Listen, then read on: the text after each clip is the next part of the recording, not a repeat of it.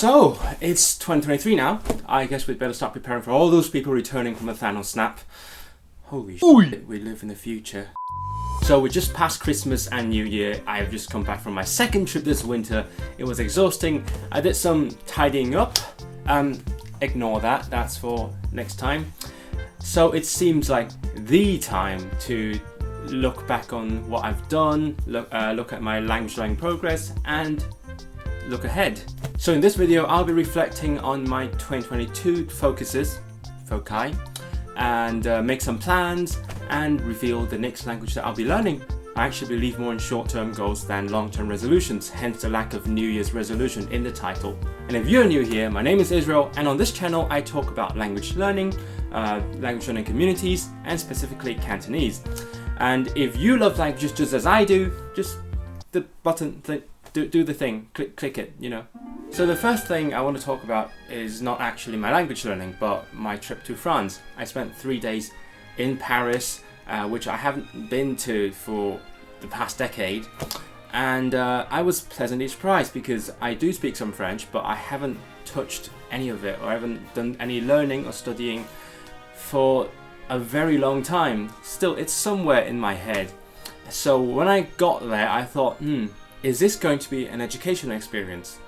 Is this a moment when I finally activate my French? And I had a very mixed answer to that question because, well, Parisians are sort of famous for the thing where they are very snobbish and they refuse to speak English to anyone, which actually would have been a good thing for me. But at the same time, it's Paris in the 21st century. They are quite globalized. They have all the tourists, so they actually do speak English quite well in most cases. So my goal was to find out how easy or hard it would be to use my French in Paris. And it turns out actually easier than most other languages I speak, because speaking as someone who's been learning German, Swedish, Welsh, languages like that for a long time, I'm quite used to people refusing to speak their languages with me and just constantly responding in English no matter what I try. Whereas in France, I just got mostly the opposite experience. Lots of people would just start conversations in French, even though I obviously am a tourist, judging by the things I do and the things I carry, and I had a blast, even though I do notice one tendency for them to switch to English as soon as my French is starting to fail, which makes sense, but yeah, it's a new experience to me. So I'm sort of feeling again, I'm sort of vibing with French, so I don't know, maybe I'll be learning some French again this year. So the second marginally language learning related thing I want to talk about here is stenography. So if you don't know what stenography is, that's when people use these things to type as fast as they speak. And I have a full explainer video. It's in Cantonese, but it's fully subtitled, and apparently people love it. So go check it out to see how it works. And I started learning stenography early last year. I received my keyboard around February, and then I've been learning since then. And I've been absolutely enjoying it, and I think I'm sort of at a stable 120 words per minute. Sometimes, depends on what I'm typing, I might reach 170, 180, which is actually pretty good, I think. So I want to keep that up in the new year and see where it goes. And, whoa, I hope I reach 200 this year. We'll see. So now let's move on to actual language learning. The past year I have been focusing mostly on the languages of Britain, namely Welsh and British Sign Language. These are languages that are commonly regarded as relatively useless by people outside or even inside the language learning community. So why have I been focusing on them? Well, for one, because I love it. That's a most important reason for me. But also, I live in the UK, so there are lots of easily accessible films, shows, books in the case of Welsh, that I could just head out and buy or watch online. And because of rights and geolocks, lots of these things, for example on the BBC, are not easily accessible outside. So I thought, well, might as well make the most of it if I'm living in this awful country anyway. Also because I spent my summer preparing to go to Wales for the first time in September, that's why. What about my older languages? I am famously bad at maintaining languages that I already sort of speak. So lots of those are just sort of down the drain now. But thankfully, I have been able to use a lot of German because of some German friends that I made relatively recently. I have been going to a weekly language meetup at the local pub every week. I already said weekly, so.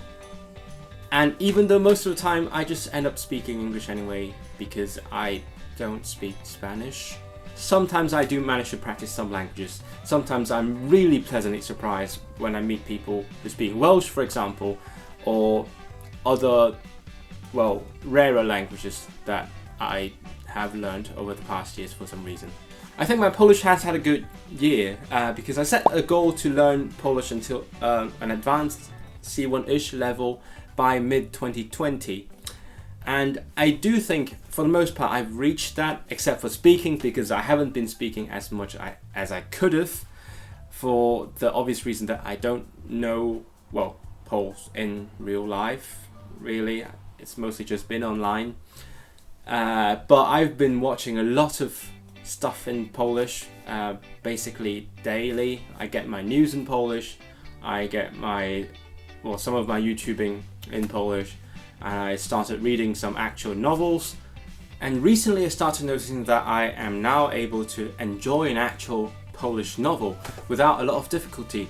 So there would be around a few unknown words every page, but those are usually not essential words towards comprehension, so I would still know what's going on in the story. Sometimes I do look up the word if it seems like a useful word, whatever it means, but most of the time I could just guess what they mean and move on and really immerse in that literature.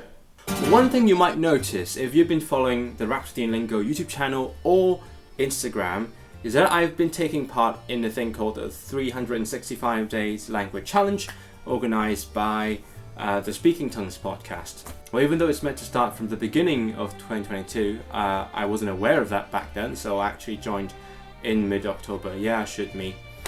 So for those 2.5 months, what I do is to take the daily prompt given by Elle, the organizer, and write a script of half to 1 minute on the topic about myself.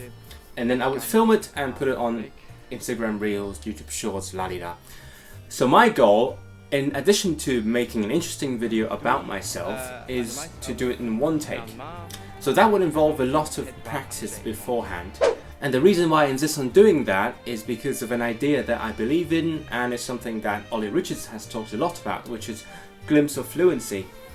I'm no expert in cognitive linguistics or whatever, but as an experienced language learner and polyglot, I do feel like that there is something special that goes on in your head when you're speaking a language at full speed, at a native speaker speed. And even if you're speaking from a script, you're not just saying words that you memorize, because if those were 1 minute of unrelated random words, it would take way more than 1 hour to put it all in your head and say it on camera.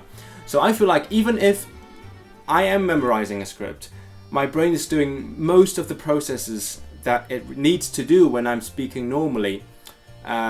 So I practice and train my brain to put the sentences together in a grammatical way.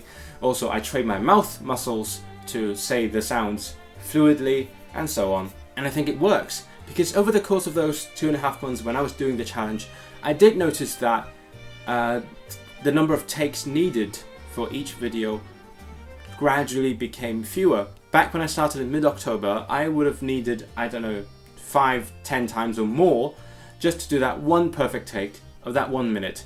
But as time went on, with each passing day, I noticed that it came much more easily to me, and I became more able to put that script in my head relatively quickly. And I think by the end of the challenge, I was actually doing everything in one take basically. So I would write the script, and somehow the script was already in my head, so I would just say it out loud on camera. At the same time, I became progressively better at improvising. So if I wasn't able to say the script perfectly, in the beginning I would have had to start over, but later on I would be able to add new information, add random ideas, or change the sentence up a bit just to make it sound fluid and native.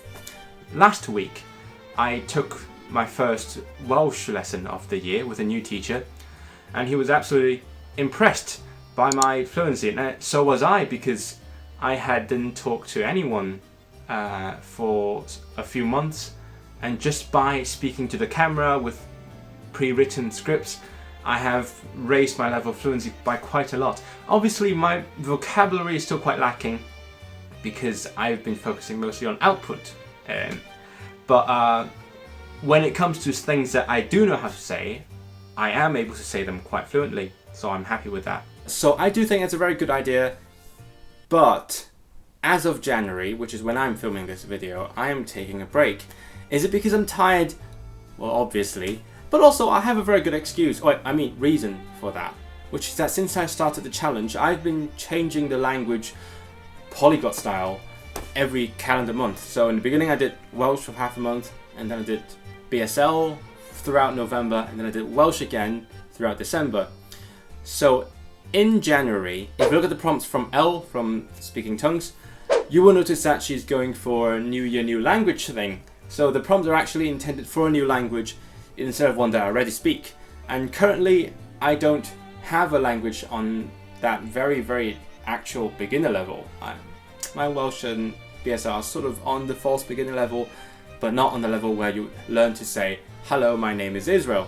And coincidentally, I want to learn a new language this year. But I'm sort of hoping to save it as a surprise for you guys, and I don't want to spoil it by making those daily videos before I make this one. That's why I'm just taking a break this month, and then let's see how it goes on afterwards. Which brings us perfectly to the most important part of this video, which is what new language am I learning in 2023? So last year I did a fake out video about my New Year's language resolutions for 2022, which was to not learn a new language, which is actually very important because I wanted to work on my existing languages.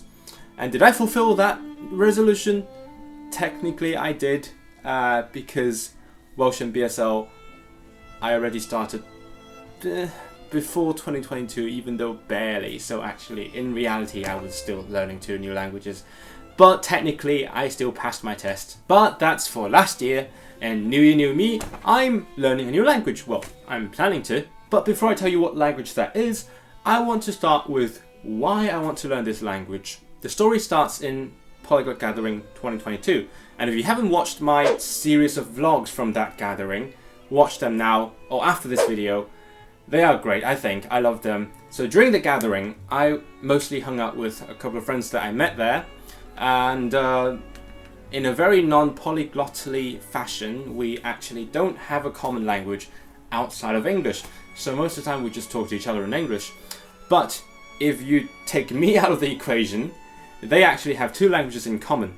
One of them is Russian, which I don't really feel like learning currently for various reasons.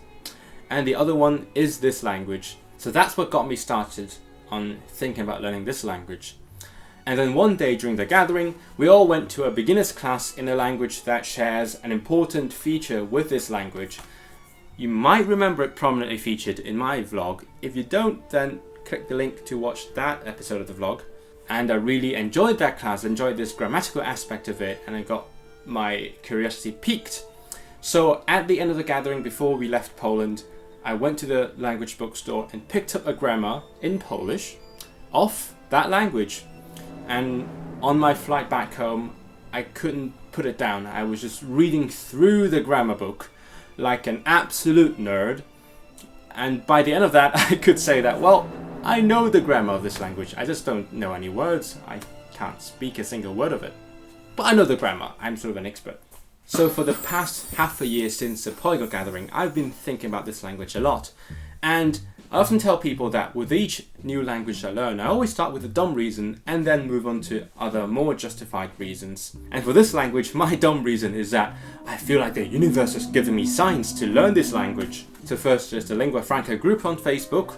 If you don't know it, it's a big online community where people vote for a language every 6 months and supposedly learn them together and use them with each other, like a Lingua Franca. So this group voted for this language the past half a year. Story learning, which is a learning method that I'm a big fan of, not sponsored, absolutely, and I'm also too broke to use it. But I did launch this language in the past year, and Ollie, who runs Story Learning, put this language in his languages to learn for 2023 list, which got me thinking once again. And then there were other things like one of my favorite language YouTubers focusing on this language for the past few months. When I was planning a holiday, EasyJet suddenly did a big sale for flights to this country. At the end, I didn't actually book a flight there, but yeah, it got me thinking about going to that country and visiting it and using it with people when I actually speak the language. But the final trigger who got me started to learn this language was good old Duolingo. Why? Because if you don't know, Duolingo launched the stupid path thing this year, and they revamped the whole system, did away with all the trees and levels, and instead they had one singular path that you would follow. And before that, I'd been doing Welsh on Duolingo. Even though I'm not the biggest fan of the course, I sort of wrote a quite incendiary article reviewing the Welsh course. You can read that below. But still, I've been doing that consistently. And suddenly, with the new change, with the new path, they practically reset my progress. Not really, but I had to go back and do a lot of stuff that I don't really want to, and I'm not in control of my progress in Welsh, because by then I'd already finished the course. So I was thinking of giving up Duolingo, but at the same time I love my streak too much. So I thought, why not move on to a new language? But at the end of the day, I just enjoy learning this language. I love it, and that is the most important reason I'm doing it. And the final and most important question now is, what is my goal? Well, as I said, I'm not the biggest fan of New Year's resolutions, but I do sort of have a goal, more like a promise really, but it's a bit too ambitious, so my actual aim is sort of just whatever I can manage. But the nominal goal that I've set actually comes from something that my friend said at the end of the Polyglot gathering. So on your language name tag at the next Polyglot gathering, will I be seeing a B in Turkish then?